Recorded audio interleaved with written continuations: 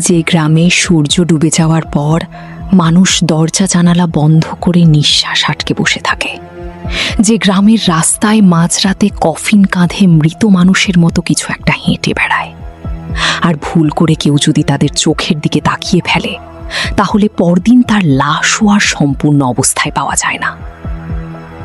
ইন্দোনেশিয়ার এক প্রত্যন্ত অঞ্চল মাঝেনাং।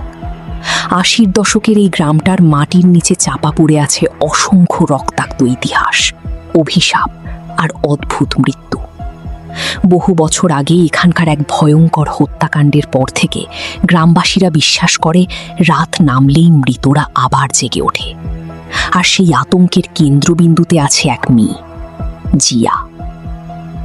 শহরে থাকার কারণে নিজের মায়ের শেষ সময়ে তার পাশে থাকতে পারেনি সে, কিন্তু মায়ের মৃত্যুর খবর পাওয়ার পর শেষকৃত্যে অংশ নিতে বহু বছর পর আবার ফিরে আসে নিজের গ্রামে।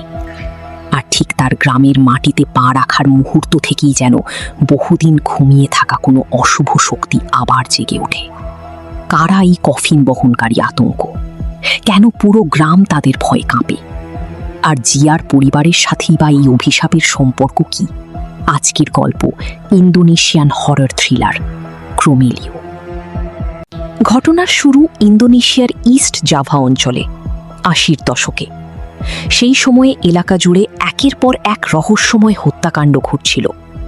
এসব ঘটনার পেছনে ছিল এক কুখ্যাত গ্যাং, সুগালি। এই নামের অর্থ দাঁড়ায় সমাজের নিয়ম না মানা উচ্ছৃঙ্খল সন্তানদের দল। তাদের নিয়ে চারদিকে ভয়ঙ্কর সব গল্প ছড়িয়েছিল। লোকমুখে বলা হতো গ্যাংয়ের কিছু সদস্যকে গুলি করেও মারা যায় না, ধারালো অস্ত্র দিয়েও না। সবচেয়ে ভয়ের বিষয় ছিল তারা কালো জাদুর চর্চা করত। সেই রক্তাক্ত সময়ে এক ব্যক্তিকে অত্যন্ত নির্মমভাবে হত্যা করা হয়। মৃত্যুর আগে সে পুরো গ্রামকে অভিশাপ দিয়ে যায়। তার শেষ কথাগুলোর অর্থ ছিল, যতদিন তার বংশের কেউ বেঁচে থাকবে ততদিন এই গ্রামের কাউকে সে শান্তিতে থাকতে দেবে না। এই হত্যাকাণ্ডের প্রায় ১০ বছর কেটে গেছে। জিয়া নিজের গ্রামের দিকে ফিরছে। তার সাথে আছে তার খুব কাছের বন্ধু দিকা, কারণ জিয়ার মা মারা গেছেন।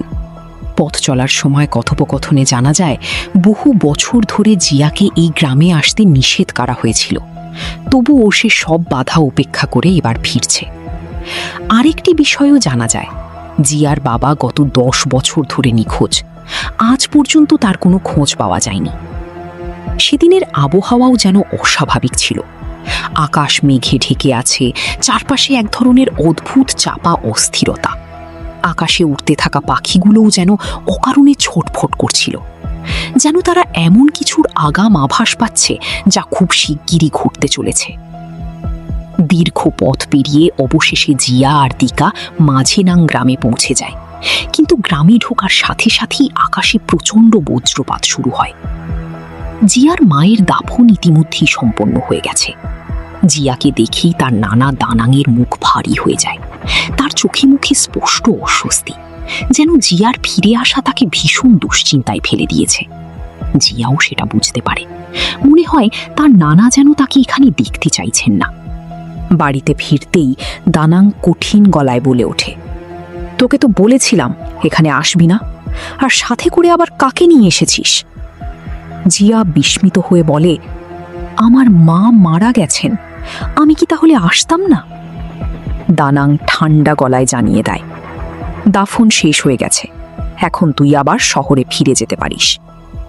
তার কথায় স্পষ্ট বোঝা যায় সে কোনোভাবেই চায় না জিয়া এখানে থাকুক। জিয়া কষ্ট পেয়ে জিজ্ঞেস করে, তুমি কি আমাকে ভালোবাসো না? কয়েকদিন তোমার কাছে থাকতেও দেবে না? দানাং এবার একটু নরম হলেও উদ্বিগ্ন কণ্ঠে জানায় সে অবশ্যই জিয়াকে ভালোবাসে, কিন্তু তাকে এখানে থাকতে না দেওয়ার পেছনে অন্য কারণ আছে। এই গ্রাম একটা পুরনো অভিশাপের মধ্যে আটকে আছে। গ্রামে দানাংয়ের কথাই শেষ কথা। তার সহকারী প্রাপ্ত গ্রামের মানুষদের একত্র করে সবাইকে সতর্ক করে দেয়।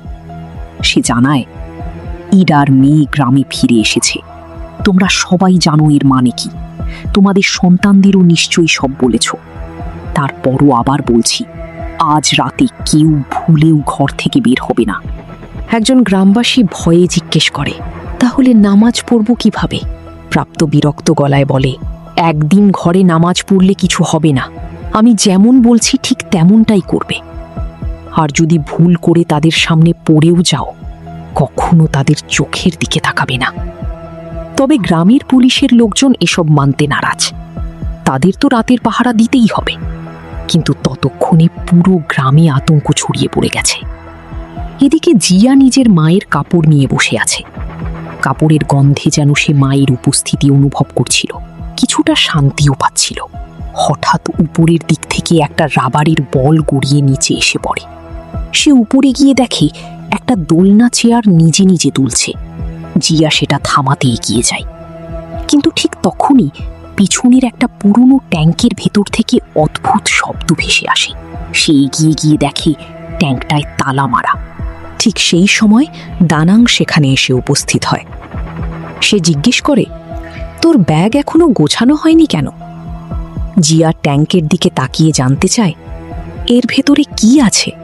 দানাং দ্রুত উত্তর দেয়, কিছু না, তেমন গুরুত্বপূর্ণ কিছু নেই। এদিকে দিকার মাথায় প্রশ্নের পর প্রশ্ন ঘুরছে।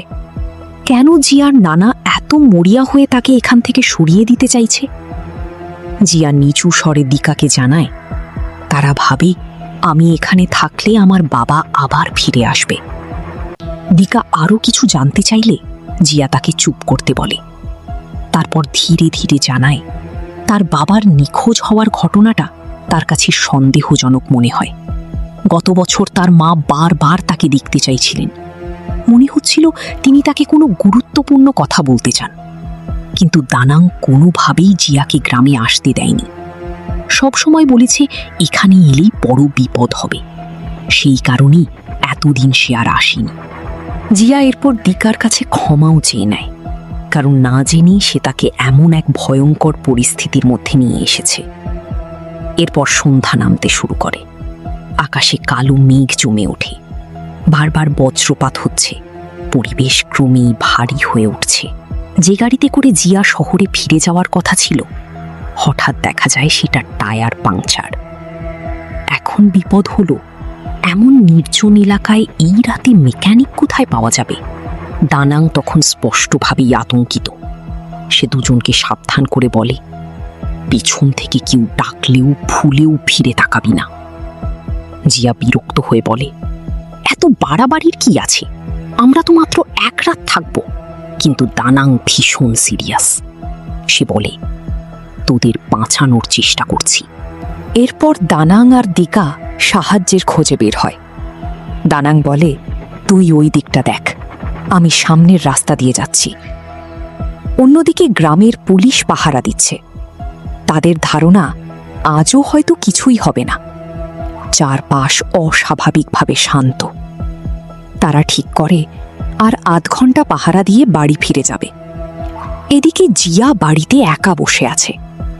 হঠাৎ তার মনে পড়ে তার বান্ধবী মিলির বিয়ে হয়ে গেছে, অথচ সে এখনো অভিনন্দন জানায়নি।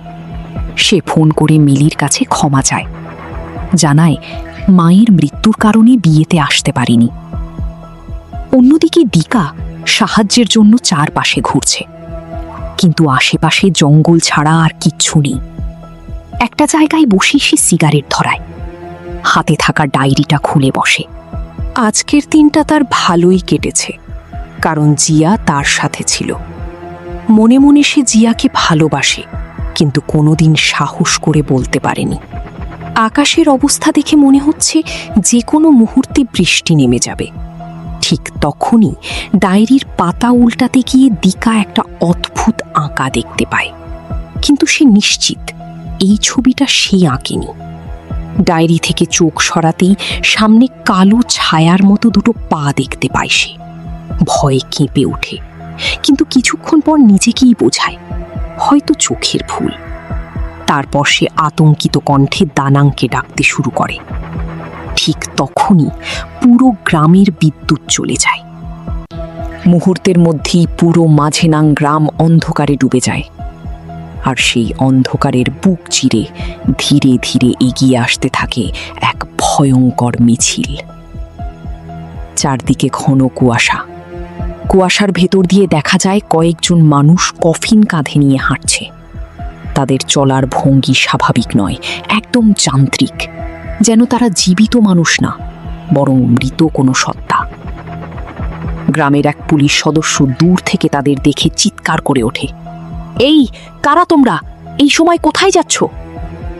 তার পাশের পুলিশ ভয়ে কাঁপতে কাঁপতে আউযুবিল্লাহি মিনাশ শাইতানির রাজিম পড়তে শুরু করে, তারপর আতঙ্কে দৌড় দেয়।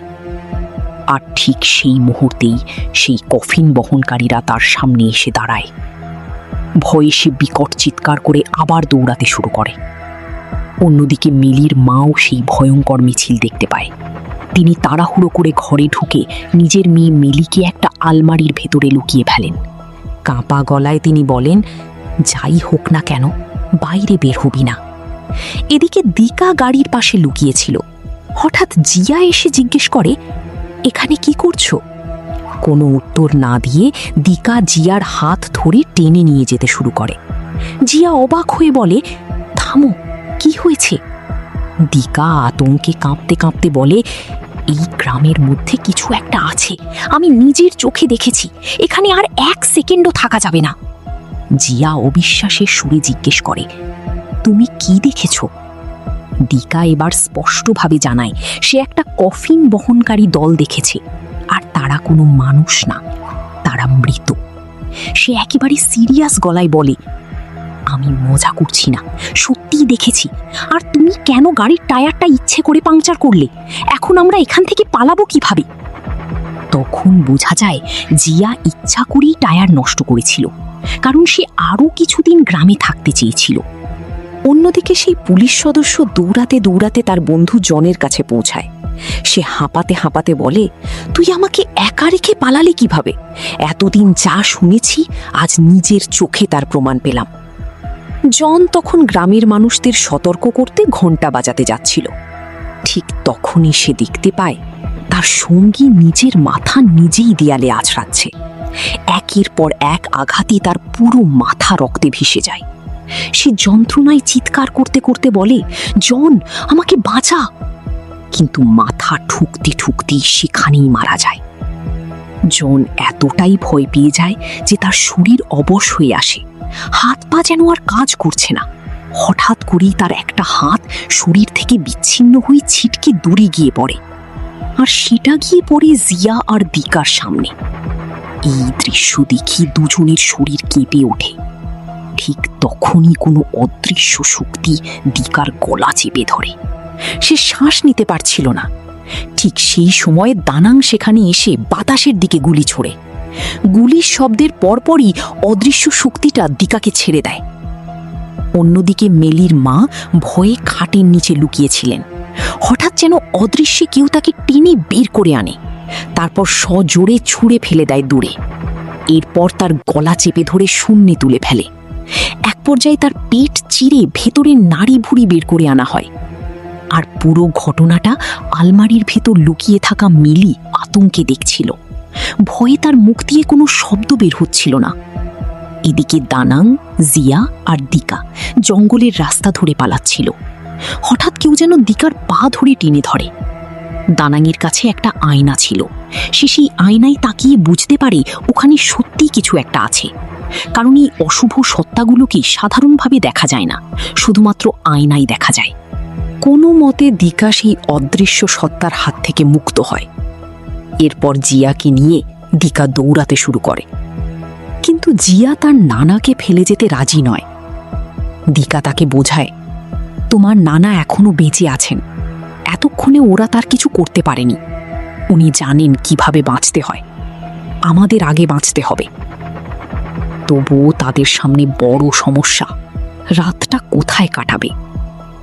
জিয়া মনে করে কাছেই তার বান্ধবী মিলির বাড়ি। তারা হাঁটতে হাঁটতে অবশেষে সেখানে পৌঁছে যায়। পুরো বাড়ি অন্ধকারে ডুবে আছে। ভেতরে ঢুকে জিয়া বারবার মিলিকে ডাকতে থাকে, কিন্তু কোনো সাড়া পাওয়া যায় না। এদিকে দিকা ড্রাইভারকে ফোন করার চেষ্টা করছে, কিন্তু ফোনে নেটওয়ার্ক নেই। ঠিক তখনই জিয়ার চোখ মেঝেতে পড়ে থাকা রক্তের দিকে যায়। সে ধীরে ধীরে উপরে তাকায়, আর আর সঙ্গে সঙ্গে আতঙ্কে চিৎকার করে ওঠে। ছাদের সাথে ঝুলছে মেলির মায়ের বিকৃত ক্ষতবিক্ষত মৃতদেহ। চিৎকার শুনে আলমারির ভেতর থেকে মেলিও কেঁদে ওঠে। জিয়া দ্রুত আলমারি খুলে তাকে বের করে আনে। কাঁপতে কাঁপতে জিজ্ঞেস করে, কি হয়েছে? মেলি কান্না ভেজা গলায় শুধু একটা কথাই বলে, ক্রুমুলেও এসেছে। দিকা এবার সিদ্ধান্ত নেয়, যেভাবেই হোক রাতের মধ্যেই এই গ্রাম থেকে বের হতে হবে। ঠিক তখন দূরের জঙ্গলের ভেতর দিয়ে একটা গাড়ির আলো তাদের দিকে আসতে দেখা যায়। তারা হাত নেড়ে সাহায্য চাইতে থাকে, কিন্তু কিছুক্ষণ পর বুঝতে পারে ওটা কোনো গাড়িই ছিল না, সবটাই ছিল বিভ্রম। ঠিক তখনই দিকা অনুভব করে তার একটা পা নেই। যন্ত্রণায় কাঁদতে কাঁদতে মাটিতে লুটিয়ে পড়ে সে। জিয়া আর মেলি কোনোভাবে তাকে ধরে নিয়ে দৌড়াতে থাকে, কিন্তু রক্তক্ষরণ আর অসহনীয় ব্যথায় দিকার অবস্থা দ্রুত খারাপ হতে থাকে। হঠাৎ সে জিয়ার দিকে তাকিয়ে বলে, আমি কখনো বলতে পারিনি আমি তোমাকে ভালোবাসি। এই কথার কয়েক সেকেন্ড পরেই তার পেট যেন ভেতর থেকে ছিঁড়ে ফেলা হয়। রক্তের সাথে নাড়ি ভুড়ি বেরিয়ে আসে। পুরো দৃশ্যটা এত ভয়ঙ্কর ছিল যে জিয়া নিজেকে সামলাতে পারে না। সে ফুঁপিয়ে কাঁদতে থাকে। দিকার মৃত্যু তাকে এতটাই মানসিকভাবে ভেঙে দেয় যে শেষ পর্যন্ত সে জ্ঞান হারিয়ে ফেলে। অন্যদিকে দানাং ছুটে যায় প্রাপ্তর বাড়িতে। গিয়েই সে জিজ্ঞেস করে, রক্ষা কবচটা কোথায়? দানাং চায় প্রাপ্ত তার সাথে যাক, কিন্তু প্রাপ্তর স্ত্রী বাধা দেয়। তখন দানাং অন্তত সেই রক্ষা কবচটা চায়, কিন্তু প্রাপ্ত সেটা দিতে ইতস্তত করছিল। এদিকে এক অন্ধ ব্যক্তি জিয়া আর মিলিকে অপহরণ করে নিয়ে আসে। জিয়া চিৎকার করতে গেলে সে তাকে থামিয়ে দেয়। তারপর শান্ত গলায় বলে, আমি বহুদিন ধরে তোমার জন্য অপেক্ষা করছি, অবশেষে তুমি এসেছ। কিছুক্ষণ চুপ থাকার পর সে একটা শব্দ উচ্চারণ করে, ক্রোমোলিও। সে জানায় আজ রাতে যত মানুষ মারা গেছে সবকিছুর পেছনে এই ক্রোমোলিওদের হাত। অন্যদিকে দানাংয়ের চাপে শেষ পর্যন্ত প্রাপ্ত নিজের লকেট খুলে দেয়। এটাই ছিল সেই রক্ষা কবচ। দানাং তখন জানায় জিয়ার বাবা আবার জেগে উঠেছে। নিজেকে সুরক্ষিত রাখার জন্য সে প্রাপ্তর কাছ থেকে লবণ মেশানো বিশেষ কিছু গুলিও নিয়ে নেয়। এদিকে অন্ধ লোকটি নিজের পরিচয় দেয়, তার নাম ইয়ান্ত। জিয়া লক্ষ্য করে তার গলায়ও দানাংয়ের মতো একটা রক্ষা কবচ ছিল। ইয়ান্ত সেটা খুলে নিয়ে বলে, এই জিনিসটাই এতদিন তোমাকে বাঁচিয়ে রেখেছিল। জিয়া অবাক হয়ে জিজ্ঞেস করে, কিসের থেকে? ইয়ান্ত উত্তর দেয়, তোমার বাবার অভিশাপ থেকে। আর ঠিক এখান থেকেই প্রকাশ পেতে শুরু করে বহু বছর ধরে চাপা পড়ে থাকা আসল রহস্য। 1984 সালে যখন ইস্ট জাভায় সুগালি গ্যাংকে নির্মূল করা হয়, তখন সেই ট্যাটু আঁকা সন্ত্রাসী দলের সদস্যদের একজন ছিল জিয়ার বাবা, জারত। ইয়ান্ত ধীরে ধীরে অতীতের ঘটনা বলতে শুরু করে। সেই সময় সুগালি গ্যাং দিন দিন আরও শক্তিশালী হয়ে উঠছিল। সরকার কিংবা সাধারণ মানুষ কেউ তাদের থামাতে পারছিল না, কারণ গ্যাংয়ের অনেক সদস্য কালো জাদুর সাথে জড়িত ছিল। আর তাদের মধ্যেই সবচেয়ে ভয়ঙ্কর একজন ছিল জারত। বিশেষ এক নিষিদ্ধ তন্ত্রের মাধ্যমে সে প্রায় অমরত্ব লাভ করেছিল।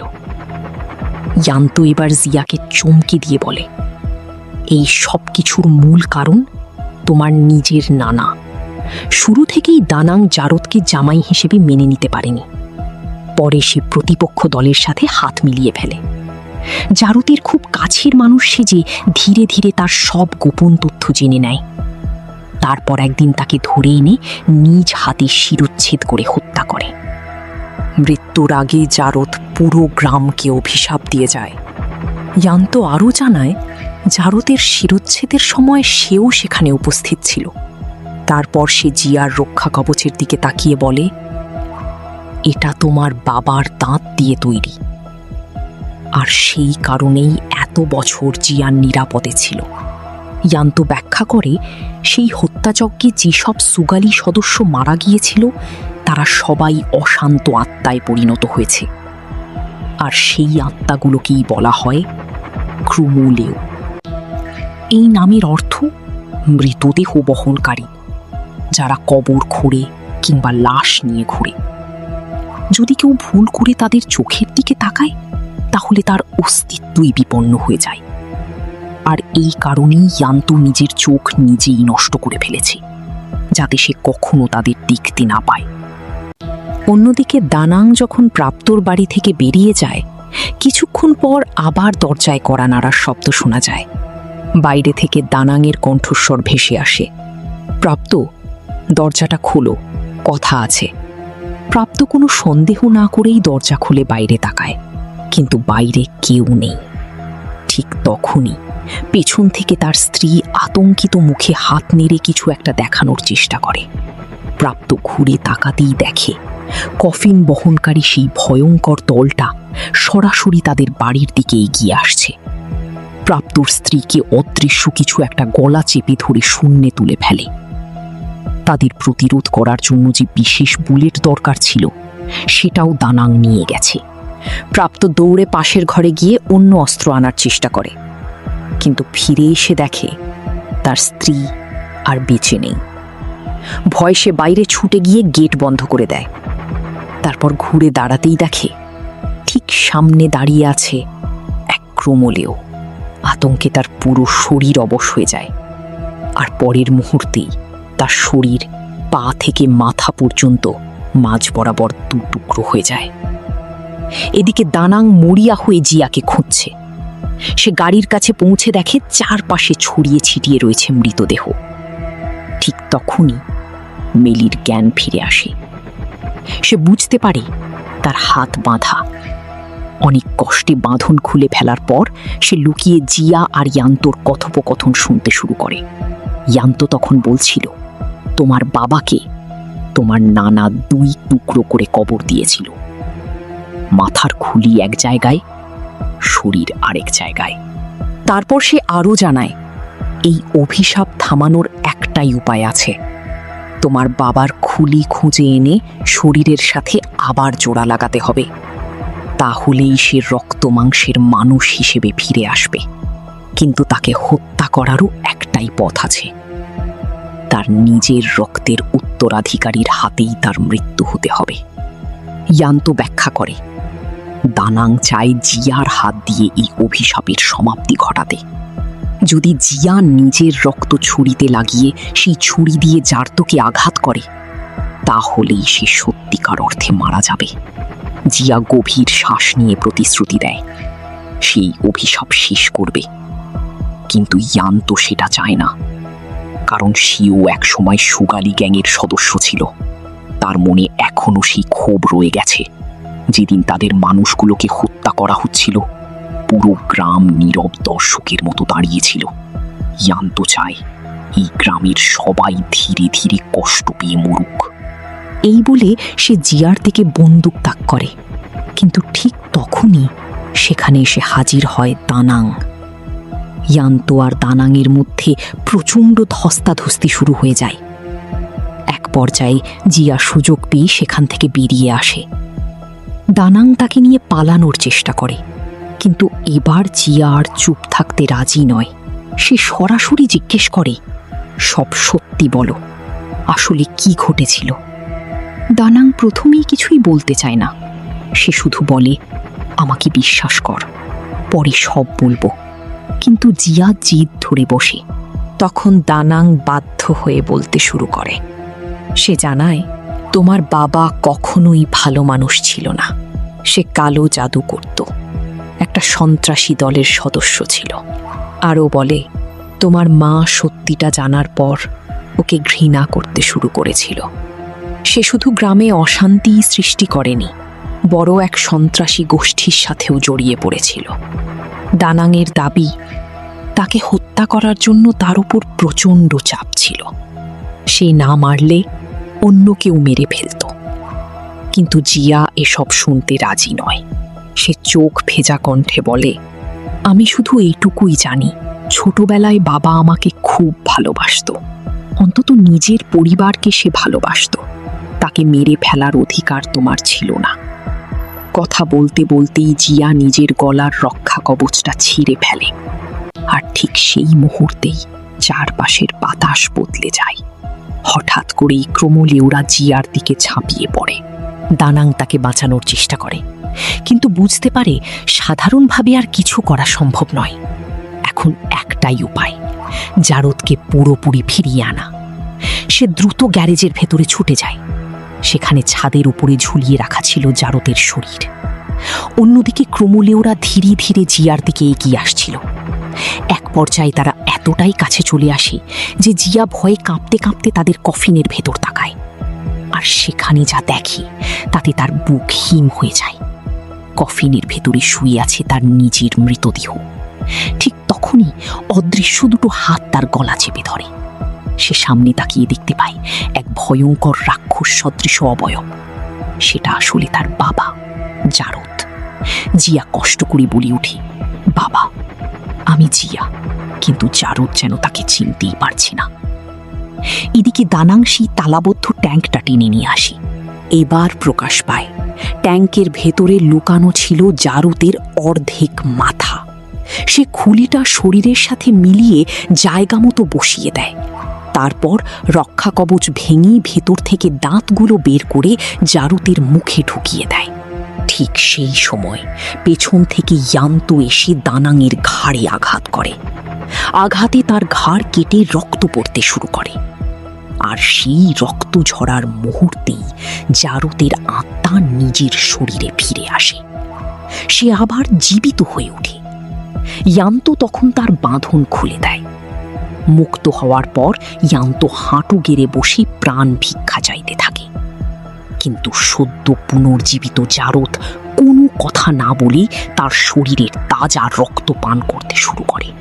কিছুক্ষণের মধ্যেই ইয়ান্ত মারা যায়। তারপর জারদ ধীরে ধীরে দানাংয়ের সামনে গিয়ে দাঁড়ায়। ঠান্ডা গলায় বলে, অনেক বছর ধরে এই দিনের অপেক্ষায় ছিলাম। আজকের রাতটা তোমার জন্য খুব ধীরে কাটবে, কারণ আজ তোমার বিচার হবে। এরপর জারদ নিজের দৃষ্টিকোণ থেকে আসল ঘটনা বলতে শুরু করে। সে জানায় তাদের গ্যাংয়ে অনেক ব্ল্যাক ম্যাজিশিয়ান ছিল, তবে তাদের নেতা এমন এক তন্ত্র জানত যার মাধ্যমে অমরত্ব অর্জন করা সম্ভব। প্রতিপক্ষ দল এই গোপন খবর জেনে যায়। তারা বুঝতে পারে সুগালিদের অস্বাভাবিক শক্তির পেছনে এই কালো জাদুই কাজ করছে। তখন তারা দানাংয়ের সাথে চুক্তি করে। দানাং নিজের জামাইকেই উৎসাহ দিত এই জাদু আরও নিখুঁতভাবে রপ্ত করতে। কিন্তু দানাংয়ের মেয়ে ইডা, অর্থাৎ জিয়ার মা, সত্যিটা জেনে যাওয়ার পর স্বামীর থেকে মুখ ফিরিয়ে নেয়। এরপর জারুদ ধীরে ধীরে এসব ছেড়ে সাধারণ জীবনযাপন শুরু করে। কিন্তু দানাং বিশ্বাস করেনি যে সে বদলে গেছে।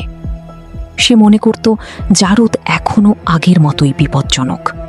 এই কারণেই শেষ পর্যন্ত সে তাকে হত্যা করে। তবে হত্যার পর থেকেই দানাং অনুতাপে ভুগছিল, কিন্তু তখন আর কিছুই বদলানোর ছিল না। ঠিক সেই সময় জিয়া সেখানে পৌঁছে যায়। সে নিজের বাবাকে মানুষের রূপে দেখে ছুটে গিয়ে জড়িয়ে ধরে।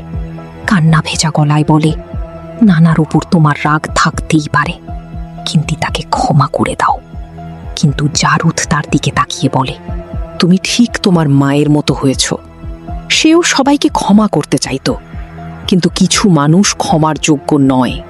এই বলে সে জিয়াকে সরিয়ে দিয়ে দানাংকে হত্যা করতে এগিয়ে যায়। জিয়া কাঁদতে কাঁদতে বাবাকে থামানোর চেষ্টা করে, অনুনয় করে, মিনতি করে, কিন্তু জারদ কিছুতেই থামতে রাজি হয় না। অবশেষে বাধ্য হয়ে জিয়া নিজের রক্ত ছুরিতে লাগায়। তারপর কাঁদতে কাঁদতেই নিজের বাবাকে সেই ছুরি দিয়ে আঘাত করে। জারদ ধীরে ধীরে মৃত্যুর দিকে এগিয়ে যায়। এদিকে অতিরিক্ত রক্তক্ষরণের কারণে দানাংয়ের অবস্থাও খারাপ হয়ে পড়ে। জিয়া তাকে হাসপাতালে নিয়ে যাওয়ার চেষ্টা করছিল, কিন্তু দানাং বুঝতে পারছিল হয়তো সে আর বাঁচবে না। ঠিক তখনই সামনে এসে হাজির হয় মেলি, তার হাতে বন্দুক। সে রাগে কাঁপতে কাঁপতে বলে, সব শুনেছি আমি। আমার মা তোমার কারণেই মারা গেছে জিয়া, তোমাকে আমি বাঁচতে দেব না। এই বলে সে গুলি চালাতে শুরু করে। দানাং নিজের শরীর দিয়ে জিয়াকে আড়াল করে দেয়, ফলে গুলিটা গিয়ে তার বুকেই লাগে। এরপর শেষ শক্তিটুকু দিয়ে দানাং ছুরি তুলে মেলির ওপর আঘাত করে। মেলি সেখানেই মারা যায়। জিয়ার শরীর ধীরে ধীরে অবশ হয়ে আসছিল।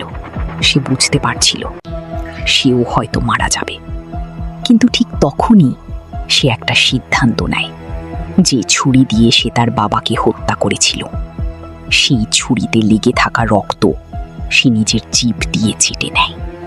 আর তার পরপরই ভয়ঙ্কর পরিবর্তন শুরু হয়। জিয়াও ক্রমুলিওতে পরিণত হয়ে যায়। এখন তাকে আর গুলি বা ধারালো অস্ত্র দিয়ে হত্যা করা সম্ভব নয়। এখানেই মূল গল্পের সমাপ্তি। তবে পোস্ট ক্রেডিট দৃশ্যে দেখা যায় আগের রাতের সেই হত্যাস্থলে কিছু মাফিয়া ধরনের লোক আসে। সেখানে দানাং, জারত এবং আরও কয়েকজনের মৃতদেহ পড়েছিল। তারা পরীক্ষার জন্য জারতের দেহ নিয়ে চলে যায়। আর এখান থেকেই স্পষ্ট ইঙ্গিত পাওয়া যায় এই গল্প এখানেই শেষ নয়।